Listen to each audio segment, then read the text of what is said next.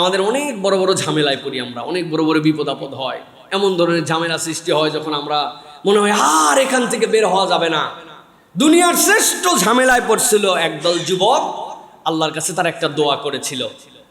এমন ঝামেলা যদি ব্যাক করে চলে যায় শেষ করে দিবে, খুঁজে পাইলে হত্যা করে ফেলবে, বাধ্য করবে আল্লাহ ছাড়া অন্য কারো কাছে সিজদা করার জন্য, রব হিসাবে মেনে নেওয়ার জন্য। এর থেকে বড় ঝামেলা দুনিয়ায় আছে আর কিছু?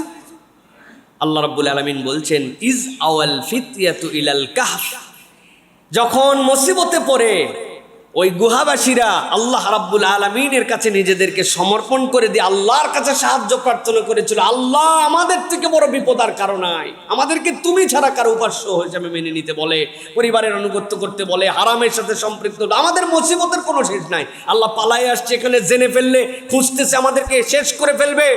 কি বিপদের বিপদ! আল্লাহ বলছেন, ফাকালু রব্বানা আতিনা মিন লাদুনকা রাহমা ওয়া হাইয়্ লানা মিন আমরিনা রাশাদা।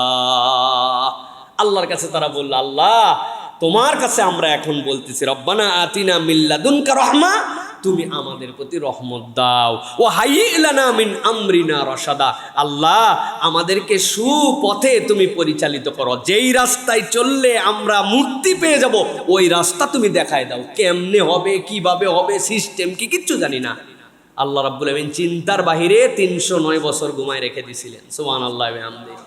ওই আল্লাহর বান্দারা কিয়ামত পর্যন্ত ওই আল্লাহর কাছে যদি বিপদে পড়ে, আর এই আয়াতে কারিমাটা যদি কায় মনোবাক্যে আল্লাহর কাছে পড়ে, ইনশাআল্লাহ আল্লাহ আমাদের বিপদ থেকে বের করে দিবেন ইনশাআল্লাহ। পড়েন আল্লাহর কাছে তাহলে, রব্বানা আতিনা মিন লাদুনকা রাহমা ওয়া হাইয়্ লানা মিন আমরিনা রাশাদা। বিপদ মুসিবত বালা যতই আসুক, এই আয়াতের ওজিফা, এই আয়াতের আমল করতে হবে ইনশাআল্লাহ। পারবো ইনশাআল্লাহ? যাদের মুখস্থ নাই মুখস্থ করে নেবেন। এইটা সূরা কাহাফের মধ্যে এইটা আসছে। আল্লাহ যেন আমাদের বিপদ আপদ থেকে উদ্ধার করেন, আল্লাহর কোরআন দিয়ে আমাদেরকে আল্লাহর কাছে চাওয়ার মতো ব্যবস্থা করে দেন। হাযা মা ইনদি ওয়াল ইলমু ইনদাল্লাহ। সুবহানাকাল্লাহুম্মা বিহামদিকা আশহাদু আল্লা ইলাহা ইল্লা আনতা আস্তাগফিরুকা ওয়া আতুবু ইলাইক। আসসালামু আলাইকুম ওয়া রাহমাতুল্লাহ।